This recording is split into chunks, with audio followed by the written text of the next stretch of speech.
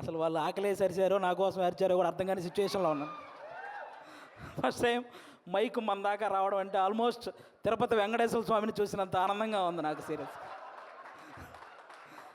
నేను జబర్దస్త్ స్టేజ్ మీదకి రావడానికి కూడా చాలా తక్కువ టైం పట్టింది. కానీ ఈరోజు ఈ స్టేజ్ మీదకి రావడానికి నిజంగా చాలా ఎక్కువ టైం పట్టింది.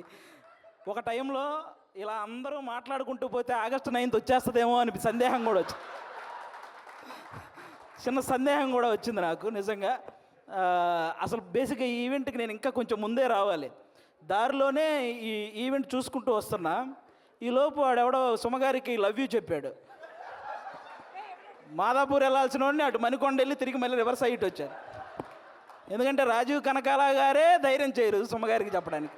అలాంటిది అతను ధైర్యం చేశాడు. అది సీరియస్గా సాహసం అనే చెప్పాలి అది. ఓకే, ఈ సినిమా నువ్వా చాలు మళ్ళీ చెప్తావేంటి? ఓకే, ఈ సినిమాలో నేను చేయలేదు. ఈరోజు ఈ ఫంక్షన్కి రావడానికి ఒకే ఒక్క రీజన్, మా నాగబాబు గారు అమ్మాయి ప్రొడ్యూస్ చేసింది కాబట్టి ఈరోజు ఇక్కడికి రావడం జరిగింది అంతే. అంటే ఆయన తన తమ్ముడు కళ్యాణ్ గారి గురించి తప్ప తన గురించి ఏమాత్రం ఆలోచించుకోకుండా నిస్వార్థంగా పనిచేసి తన తమ్ముడు సక్సెస్లో ఆయన కూడా భాగమైన మా నాగబాబు గారు అమ్మాయి ప్రొడ్యూసర్గా చేశారు కాబట్టే ఈరోజు ఇక్కడికి రావడం జరిగింది. అంటే మెగా ఫ్యామిలీ అనగానే వాళ్ళని చూస్తే చాలు అనే ఫీల్ ఉన్న మాలాంటి చిన్న చిన్న ఆర్టిస్టులకి నాగబాబు గారు మా అమ్మలందరినీ దగ్గర కూర్చోబెట్టుకొని ఆయన చేతులతో అన్నం కలిపి తినిపించిన రోజులు ఉన్నాయి. అలాంటి మా నాగబాబు గారు అమ్మాయి ప్రొడ్యూసర్గా చేసింది కాబట్టి ఈరోజు ఇక్కడికి రావడం జరిగింది. వాళ్ళ అన్నదమ్ముల గురించి ఎవరైనా తప్పుగా మాట్లాడితే ఆయన అడ్డుగా నిలబడి నన్నేమైనా అనండి కానీ నా అన్నదమ్ముల జోలికి మాత్రం రావద్దని ఒక గోడలాగా నిలబడి ఎప్పుడు వాళ్ళని కాపాడుకుంటూ వస్తున్న మా నాగబాబు గారు అమ్మాయి ప్రొడ్యూసర్గా చేసింది కాబట్టే ఈరోజు ఇక్కడికి రావడం జరిగింది. అంటే ఎప్పుడు అన్నయ్య మంచితనం, తమ్ముడు మంచితనం ఇవే మాట్లాడుకుంటూ ఉంటాం. కానీ వాళ్ళని మాకు ఇంత దగ్గరగా చేసిన మా నాగబాబు గారి మంచితనం కూడా మీ అందరికీ తెలియాలి. అందుకే ఈరోజు ఇది చెప్తున్నాను అనమాట. ఇంకా మీ అందరికీ తెలుసు, నిహారిక గారు ఇప్పుడు కాదు, ఒక 10 years బ్యాక్ మీకు ఒక స్కిట్ చేశారు, డి వర్సెస్ జబర్దస్త్ అని. అందులో నాగబాబు గారి క్యారెక్టర్ చేశారు నిహారిక గారు. ఆ స్కిట్ నేనే రాశాను. ఫస్ట్ టైం ఒక టైమింగ్ అంటే ఎలా ఉండాలి, ఒక పంచ్ టైమింగ్ వేసేటప్పుడు ఆ మాడ్యులేషన్ ఎలా ఉండాలి, ఇవన్నీ కూడా నాకు ఒక రకంగా అలవాటైంది కూడా నిహారిక గారి టైమింగ్ చూసే. నాకు ఆ రోజు నేను స్కిట్ రాసినప్పుడు ఆ విధంగా నిహారిక గారు అప్పటి నుంచి నాకు పరిచయం అనమాట. అంటే నిహారిక గారు వాళ్ళ పెదనాన్నగారి లాగే కొత్త టాలెంట్ని ఎంకరేజ్ చేసే గుణం ఉంది. వాళ్ళ బాబాయ్ గారి లాగే అనుకున్నది సాధించే గుణం ఉంది. అలాగే వాళ్ళ నాన్నగారి లాగే ఎంత కష్టం వచ్చినా సరే నవ్వుతూ ముందుకెళ్ళే గుణం ఉంది. ఈ మూడు కలిపి ఉంది కాబట్టి ఈరోజు ఇలాంటి సినిమా తీయగలిగింది. అంటే ఇంకో విషయం, వాళ్ళ బాబాయ్ గారి లాగే ట్రెండ్ ఫాలో అయ్యే టైప్ కాదు, ట్రెండ్ సెట్ చేసే టైప్. అందుకే 11 మంది హీరోలను పెట్టి ఒక సినిమా అంటే ఖచ్చితంగా ట్రెండ్ సెట్ చేసినట్టే. అవునా? 11 మంది హీరోలు అంటే ఇప్పుడు రీసెంట్గా మన 11 మంది క్రికెటర్లు మన దేశానికి వరల్డ్ కప్ తెచ్చినట్టు ఈ 11 మంది హీరోలు మా నిహారిక గారికి మంచి విజయాన్ని అందించాలని మనస్ఫూర్తిగా కోరుకుంటున్నాను. మనకు 11 అంటే చాలా గుర్తొస్తాయి, కానీ ఈ సినిమా తర్వాత 11 అంటే ఈ 11 మందే గుర్తొస్తారు.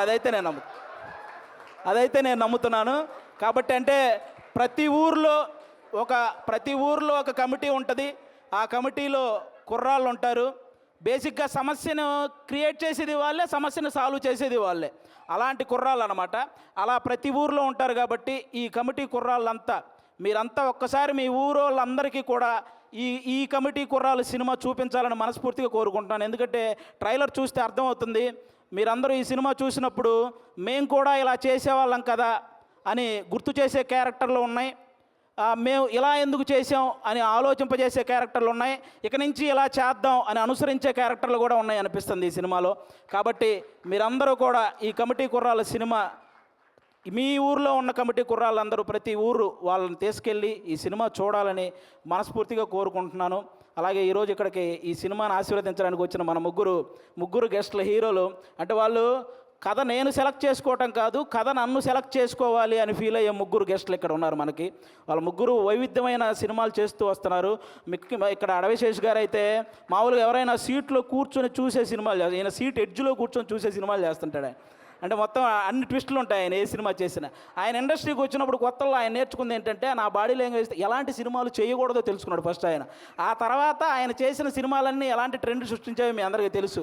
అక్షానం కానీ, గూఢాచారి, ఎవరు, మేజర్, ఇలా చెప్పుకుంటూ పోతే అన్నీ అంటే ఆయన సినిమాలకు ఒక సపరేట్ ఫ్యాన్ బేస్ ఉంది. ఇంకా మా సాయి ధర్మ తేజ్ గారు మామూలుగా ఎవరైనా పేరులో ఇంటి పేరు పెట్టుకుంటారు, కొంతమంది క్యాస్ట్ పేరు పెట్టుకుంటారు, కొంతమంది నాన్నగారి పేరు పెట్టుకుంటారు. కానీ ఫస్ట్ టైం పేరులో అమ్మగారి పేరు పెట్టుకొని ప్రతి ఒక్కరూ వాళ్ళ అమ్మని అంతలా గౌరవించాలి అని మనందరికీ ఒక సంకేతాన్ని ఇచ్చినటువంటి హీరో మన సాయి ధర్మ తేజ్ గారు.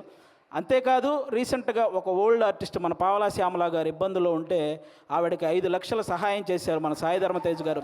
అంటే సంపాదించే శక్తి దేవుడు అందరికీ ఇస్తాడు, కానీ సహాయం చేసే మనసు కొంతమందికే ఇస్తాడు. అందులో మన సాయి ధర్మ తేజ్ గారు కూడా ఉండడం నిజంగా మనందరి అదృష్టం. అంతేకాకుండా రీసెంట్గానే అంటే తండ్రికి కూతురికి కూడా తప్పుడు సంకేతాలు చూపిస్తూ చేసిన ఒక వీడియో మీద మొట్టమొదట స్పందించిన హీరో మన సాయి ధర్మ తేజ్. ఈరోజు సోషల్ మీడియాలో ఈ అమ్మల్ని తిట్టేవాళ్ళు, అక్కల్ని తిట్టేవాళ్ళు తగ్గుతూ వస్తున్నారంటే దానికి రీజన్ మన సాయి ధర్మ తేజ్ గారు తీసుకున్న ఆ రోజు డెసిషన్ అనమాట. అలా ఆ సాయి ధర్మ తేజ్ గారు కానీ ఇంకా మా వరుణ్ తేజ్ గారు, మా నాగబాబు గారు అబ్బాయి. అంటే నేను తొలి ప్రేమ సినిమా ఫస్ట్ నాకు తొలి ప్రేమ సినిమా ద్వారానే సినిమాల్లో ఒక సక్సెస్ వచ్చింది. అది తీసిన డైరెక్టర్ కూడా ఇక్కడే ఉన్నారు, వెంకీ అట్లూరి గారు. అంటే ఆయన కూడా మెగా ఫ్యామిలీ నుంచి వచ్చిన ఒక హీరో అన్న గర్వం ఎక్కడా ఉండదు మా వరుణ్ తేజ్ గారికి. చిరంజీవి గారి లాగే వైవిధ్యమైన కథలను ఎంచుకుంటూ వెళ్తుంటారు. అంటే అప్పట్లో చిరంజీవి గారు రుద్రవీణ చేశారు, గ్యాంగ్ లీడర్ లాంటి సినిమా చేశారు, అలాగే చంటబ్బాయి లాంటి కామెడీ సినిమా చేశారు, ఆపద్ బాంధవ్ లాంటి ఒక ప్రయోగమైన సినిమా చేశారు. అలాగే మా వరుణ్ తేజ్ గారు కూడా తొలి ప్రేమ లాంటి లవర్ బాయ్ క్యారెక్టర్ చేశారు, ఫిదా లాంటి పక్కింటి అబ్బాయి లాంటి క్యారెక్టర్ చేశారు, అంతరిక్షం లాంటి ప్రయోగం చేశారు, గద్దలకొండ గణేష్ లాంటి మాసు చేశారు, F2 లాంటి ఫన్. అంటే ఒక డైరెక్టర్కి ఛాలెంజ్, నేను ఏదైనా చేయగలను, మీరు ఎలాంటి సబ్జెక్ట్తో వచ్చినా చేయగలను అనే హీరోగా మా వరుణ్ తేజ్ గారు తయారవుతున్నారు. కాబట్టి ఇలాంటి గెస్టులు ఈరోజు మన దగ్గరికి రావడం నిజంగా మీ సినిమాకి, అలాగే ముఖ్యంగా ఇక్కడ ఈరోజు ఎవరైతే కుర్రాళ్ళు ఉన్నారో మొత్తం, నేను బేసిక్గా ఇక్కడ ఎవరో కొత్త కుర్రాళ్ళు అన్నారు, కానీ వాళ్ళు స్టేజ్ మీద మాట్లాడింది, ట్రైలర్లో చేసింది చూస్తే ఈ ముందున్న వాళ్ళందరూ కొత్త కుర్రాళ్ళు అనిపించింది నాకు. అలా మాట్లాడుతున్నారనమాట. కానీ అస్సలు సినిమా ఎక్స్పీరియన్స్ లేని ఈ టాలెంటెడ్ కుర్రాళ్ళకి సినిమా మాత్రమే ఎక్స్పీరియన్స్ ఉన్న సాయి కుమార్ గారితో కలిసి చేయటం మీ అందరూ అదృష్టం నిజంగా. కాబట్టి మీ అందరికీ once again all the best. August 9 తర్వాత ఖచ్చితంగా ఈ సినిమాకి సక్సెస్ మీట్ ఉంటుందని నేను మనస్ఫూర్తిగా కోరుకుంటున్నాను. వన్స్ అగైన్ నిహారిక గారికి కూడా ఆల్ ద బెస్ట్ అండి. Thank you.